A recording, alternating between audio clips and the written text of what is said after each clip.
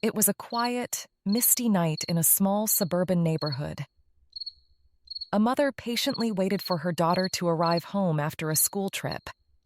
Her daughter, Cindy, had been nothing short of ecstatic to attend the trip to Europe. After all of her friends had signed up to go as well.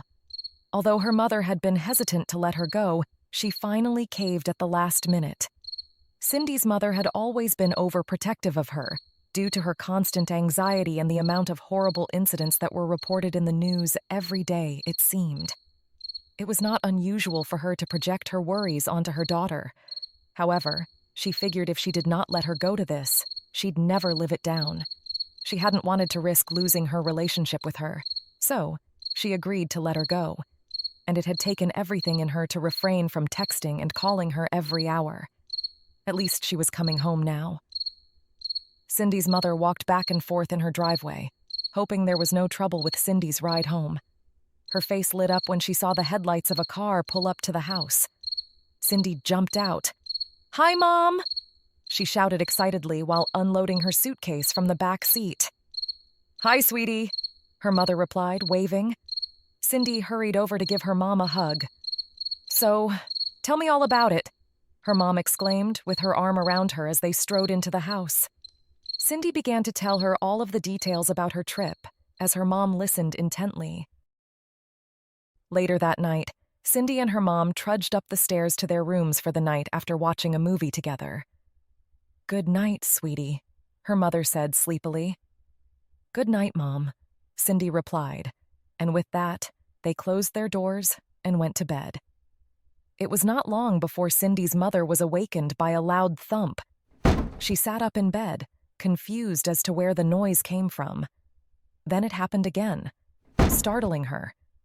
It was coming from the direction of Cindy's room.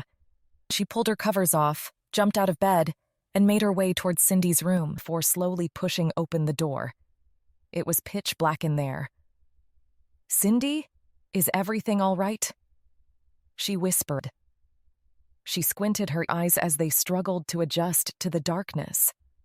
When her eyes finally focused, she was able to see that Cindy was not in her bed. She wasn't even in her room at all. "Cindy!" her mom called for her as she turned around and was startled to see a dark figure standing right in front of her. "Oh my God, Cindy! What are you doing?" she questioned with her hand on her chest. "You scared me to death," she chuckled, relieved. But Cindy just stood there, staring at her mother, still as can be. "Cindy? Honey?" she asked. No reply. Assuming she had just caught her daughter in a sleepwalking episode, she softly touched her shoulder and began to guide her back to her bed. Cindy then whispered something inaudible. "What, honey? You have to speak up, I can't hear you," her mother said. But there was only silence. Her mother successfully got Cindy back into bed before heading back to her own room. She hopped into bed and closed her eyes. But she was abruptly awakened by a high-pitched screaming right next to her. She opened her eyes to see Cindy standing above her, mouth and eyes opened wide. "Cindy! Cindy, wake up!" She attempted to shake her awake, but Cindy stopped screaming and began whispering. The same whispering she had been doing before. Cindy's mother's heart was racing as her body surged with adrenaline from being startled so violently. Unsure of what was happening to her daughter, she put her ear closer to her daughter's mouth and listened closely, although it was no use. She was mumbling some strange dialect, definitely not any language she was familiar with. She took out her phone and began recording a voice memo of it when Cindy gasped, once again startling her mother. "What happened? What am I doing in here?" she asked, confused. Her mother let out a deep sigh of relief. "Honey, you were sleepwalking. Do you remember anything?" she asked. "No, not at all. 1 second I was sleeping in my bed and then I woke up here," Cindy said. "All right. Well, let's get you back to bed." Her mother helped her back to her room and shut the door. As she closed the door, Cindy's mother decided to listen to the voice memo. It was the strangest thing she had ever heard. It almost sent a chill down her spine. She decided to try to sound out the words her daughter mumbled. She typed the words into Google as she heard them. No results. She decided to search up European languages.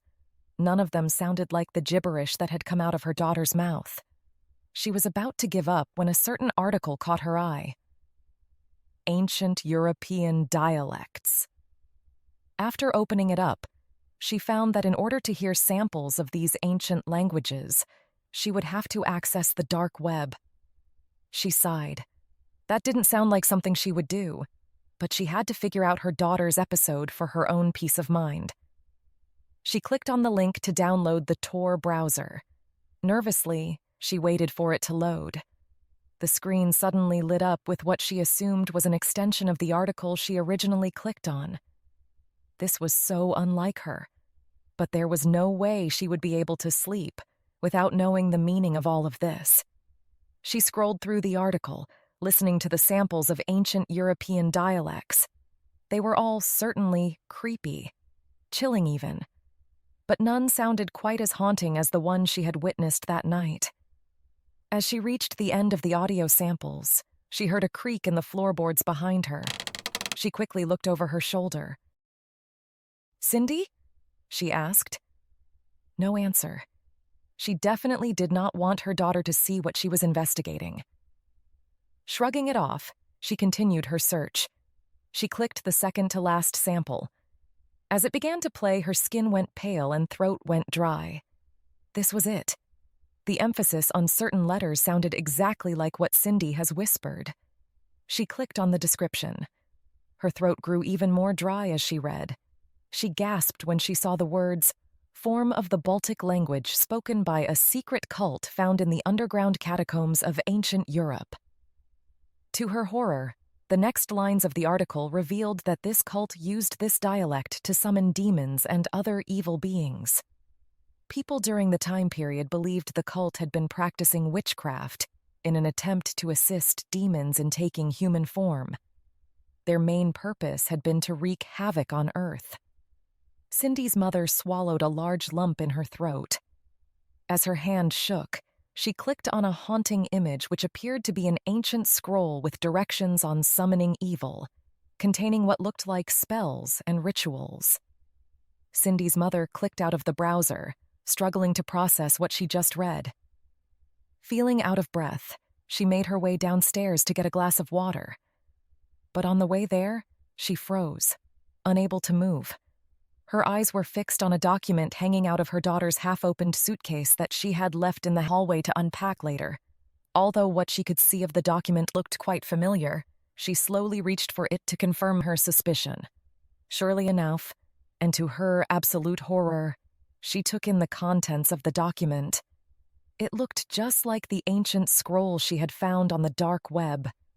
She knew for sure that this had belonged to that ancient cult. What had Cindy been doing all this time on her trip? Hearing another creak, she turned around quickly. "Cindy?" she asked, her voice shaking.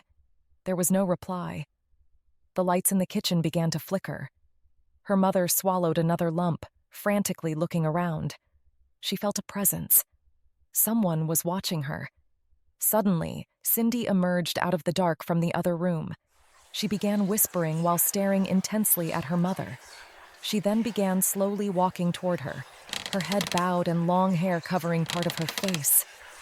Her mom began backing up away from her daughter. "Cindy, what are you doing, sweetie?"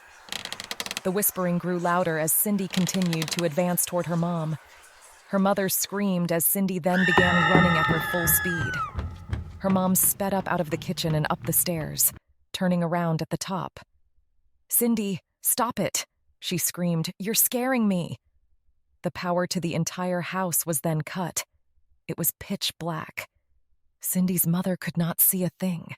She could only hear the whispering and footsteps growing closer and closer.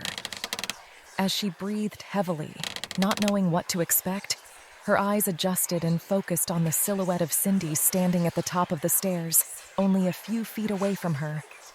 "Cindy, please wake up," her mother pleaded. They stood there in silence, staring at each other for a moment before an array of candles downstairs lit up all by themselves. They were in the shape of a large circle.